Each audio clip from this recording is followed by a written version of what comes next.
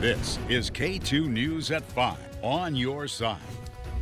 Right now, Portland police are looking for the person they say killed a woman. Investigators identified the victim as 39-year-old Crystal Pendergraph. Her body was found in a car in northwest Portland over the weekend, near Legacy Good Samaritan, just steps away from the popular Northwest 23rd Street.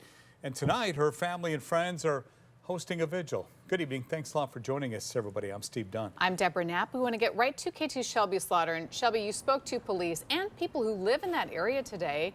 The victim was parked right outside of a parking garage. Yeah, Deb, I want to show you this growing memorial here on this busy street in Northwest Portland. And it happened right here outside of this busy parking garage for Legacy Health. Yeah, honestly, really shocked because this is such a quiet, chill neighborhood. Scott Moninger, a resident here in Northwest Portland, saying what so many are thinking on Monday afternoon after police say 39-year-old Crystal Pendergraph was found dead in her car on this street. And I had no idea what was going on, but it seemed like it was, more serious than just like a small accident or something. He tells me his neighborhood, while busy, is quiet. And he would never expect something like this to happen right outside his door. Now, this is the street where Crystal was killed. You can see her memorial is starting here with flowers. And I want to show you, it's on a very busy street with a parking garage. People have been in and out of here all day. And it's a block away from a very popular shopping area. It's hard to think that someone didn't see something. The medical examiner determined that this individual died of homicide by gunshot wound. Portland Police spokesperson Mike Benner tells me his office is investigating what happened here and is asking anyone with information to come forward. We're asking anyone with information to contact homicide tips at police.portlandoregon.gov. And a vigil is set here in just a couple hours at 7 for Crystal. We will have a team here to cover that for you and keep you updated. Reporting live in Northwest Portland, I'm Shelby Slaughter, K2 News. Shelby, thank you. Also, at any moment, the Ninth Circuit Court of Appeals could release its decision on the National Guard in Portland. A panel of judges is trying to decide whether President Trump should be blocked from actually deploying troops. Right now, the troops are on hold, but still federalized, ready to patrol federal buildings. Portland and the state of Oregon sued to block the president's directive to deploy the Guard. A federal judge told the Trump administration it had to wait for the result of the lawsuit before the troops could deploy. Well, Trump's team appealed, pushing to let the deployment happen without a decision on the lawsuit. We are monitoring the Ninth Circuit. We'll let you know as soon as we have new information here. FBI says federal officers arrested 3 people at the Portland ICE facility in the last 24 hours. Portland police say they didn't arrest anyone. In the early evening, protesters and counter-protesters faced off. Agents used pepper spray and pepper balls as they took multiple people into custody. Counter-protesters displayed a large mural of conservative influencer Charlie Kirk, who was recently shot and killed in Utah. Earlier in the day, people marched from a park in South Portland to the ICE facility, and the emergency naked bike ride brought hundreds of people to the area. Looking ahead to Wednesday now, several Portland city councilors will introduce the Protect Portland initiative. They say it's in preparation for potential deployment of National Guard troops. That resolution would ban city bureaus from assisting federal agencies, make sure Portland police comply with city and state law, and it would direct a PPB detective to try to identify federal troops and document their activity in the city. We'll be tracking this initiative and the discussion around it. And right now, you can visit the K2 YouTube page to see what 24 hours outside the ICE facility sometimes looks like. Last week, K2 was on your side, live streaming from South Portland for a full 24 hours. We wanted to give K2 viewers like you a chance to see what occurs there unedited and in real time. While that live stream has ended, the feed is still there for you to see. Now, to see it again, point your phone's camera at that QR code you see right there on your screen. That'll take you to the K2 News YouTube page. We have a K2 crime alert. Gresham police need your help to identify a woman they say has been jumping over checkout stands to steal cash from registers. They say she is targeting local retailers. If you recognize her, give Gresham police a call. Let's take a live look at Capitol Hill tonight, where the government has been shut down for nearly 2 weeks now. Today is day 13. The Senate expected to return tomorrow in an attempt to pass the GOP's clean continuing resolution. One of the big sticking points is health care prices. Those prices are set to go up at the end of the year if lawmakers don't extend Affordable Care Act tax credits. KATU's Thanvi Verma joins us from South Portland. And Thanvi, Oregon lawmakers gathered today to talk about how they impact Oregonians. Exactly, Deb. So the central issue is whether or not to renew those tax credits. Basically, those tax credits help reduce costs for people who buy their insurance on the marketplace. And some say they don't know how they'll make ends meet without it. When it comes to the government shutdown, a sticking point for these Democrats is health care. One Northeast Portland woman sharing her story.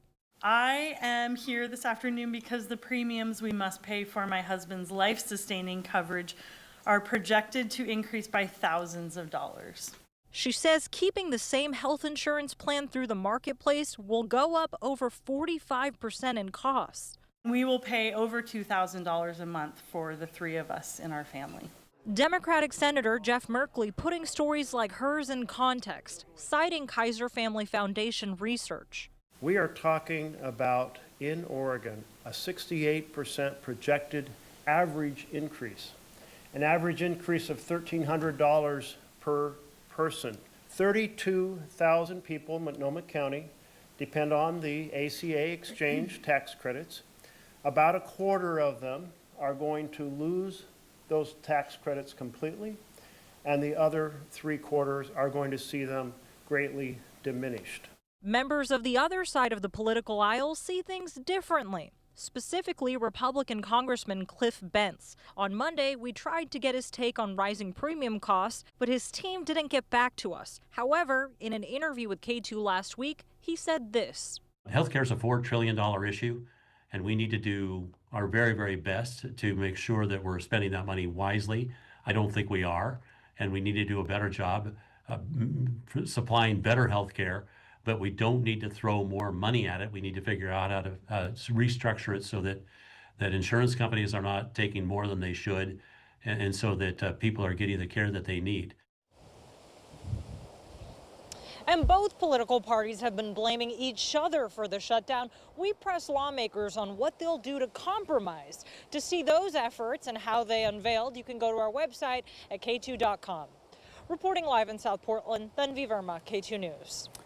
Thanvi, thank you. This is brand new tonight. The Oregon Employment Department says they will not be able to share some labor market data because of the shutdown. They normally report that unemployment rate monthly, but they say the data for September isn't available. They will still release some data this Wednesday. Today, Oregon lawmakers are reacting to brand new major developments in the new ceasefire deal between Israel and Hamas. It's a 20-point deal. President Trump says phase 2 is already underway. Today in Egypt, President Trump signed a Gaza peace deal document alongside other world leaders. The terms of the deal haven't been made public. Hamas released 20 remaining living Israeli hostages and some of the deceased hostages. That was in exchange for nearly 2,000 Palestinian prisoners and aid. Oregon Senator Ron Wyden said he's relieved to see the hostages released and says Israel must surge aid to Palestinians in Gaza.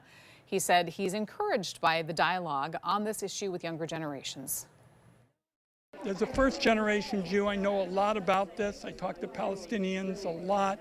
And I think there's really an effort now, particularly with young people across the political spectrum, to look for ways to come together and build trust and goodwill. This is the first time the Middle East crisis has brought people together as opposed to driving them apart, and to declare that our future will not be ruled by the fights of the generations past, which is foolish.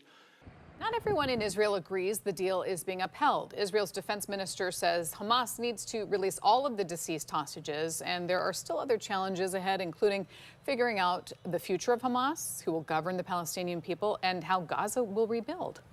KATU will continue to follow the ceasefire deal as it develops. Stay with us as we follow the phases of the plan and how the world is reacting. I'm going to show you something here. Severe weather damaged several buildings in Longview yesterday. The National Weather Service says it was likely a wet microburst. Microburst winds spread in all directions when they hit the ground instead of rotating winds like a tornado.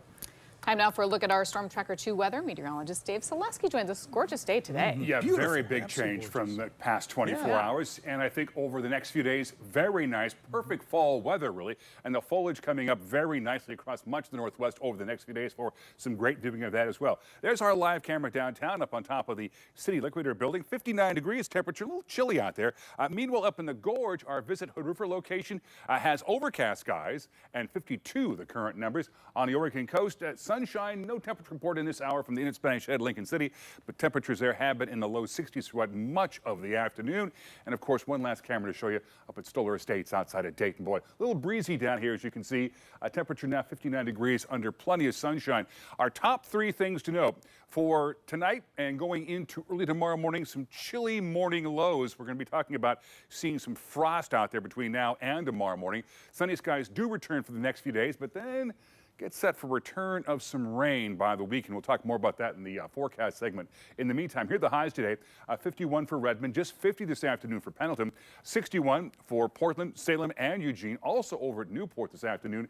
And up in Vancouver, you topped it at 62 degrees today for your high temperature. Now, on the hour-by-hour forecast, yesterday's disturbance is now moving into California. Back behind that, drier, cooler air moving into the northwest, coming in out of the northeast. So again, overnight lows tonight, especially in the areas, Washington County, down in parts of Marion County, Lane County, also up in the Coast Range. We're talking into the 30s for overnight lows, and hence we are going to be looking at a frost advisory up for those locations. Plenty of sunshine in the forecast for you for tomorrow. Let's head into Wednesday morning, still fair and dry. Temperatures by Wednesday afternoon highs back up in the mid, maybe even upper 60s. And then we get in towards Thursday. We begin to see an approaching system right here moving in.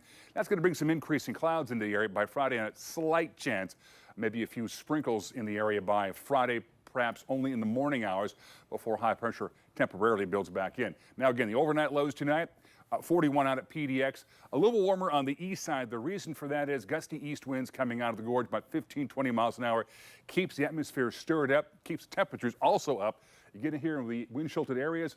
We're talking Hillsborough, 39. Same thing for Forest Grove. Looking cooler in some of the outlying areas into the Coast Range, but highs tomorrow up in the 60s, and going from Tuesday into Wednesday, we're talking highs right back up again into the 60s across the area. Now, watches and mornings. From midnight tonight to 9 o'clock tomorrow morning, we're going to have this. This is our frost advisory up, not for the immediate metropolitan area, but Washington County, parts of the Coast Range, up in Clark County, parts of the Willamette Valley.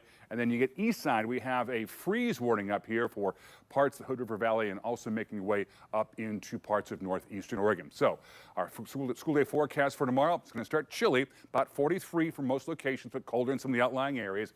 Highs tomorrow making their way up into the mid 60s. And then we get in towards most of the week, dry skies. There's again Wednesday tomorrow at 65. Same thing, excuse me, Wednesday 65, same thing for Tuesday. Thursday at 60. Chances of some showers here on Friday in the morning hours only. Dry skies return for you on Saturday before we get back into some much wetter weather by Sunday. And daytime highs by Sunday just into the upper 50s. Sure sign of fall. Back to you guys. You got it, Dave. We'll see you soon. Thank you. We have a KATU traffic alert now. The Broadway Bridge is now closed for the next 6 months.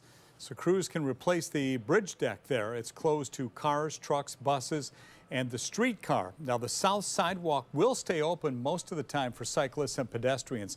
The bridge connects the Pearl to the Lloyd District and the Moda Center, so Blazer fans, take note. If this is how you previously got to games, you can find detours and bus route information on our website, KATU.com. Well, speaking of the Blazers, tomorrow they take on the Warriors again for the second time this preseason. They opened preseason play in the Bay, lost by just 6 points. Tomorrow they're at home with tip-off at 7. You can watch that game on Rip City TV network on our secondary channel, KUNP. The regular season starts next week. Right now, the Mariners are fighting for Game 2 of the American League Championship Series against the Blue Jays in Toronto. The winner goes to the World Series. It would be Seattle's first appearance ever. Seattle won Game 1, 3-1 yesterday, and boy, I'll tell you, looking good today. We can't show you highlights just yet, but the Mariners lead 10-3. Julio Rodriguez had a 3-run homer in the first. Toronto tied it up at 3-all.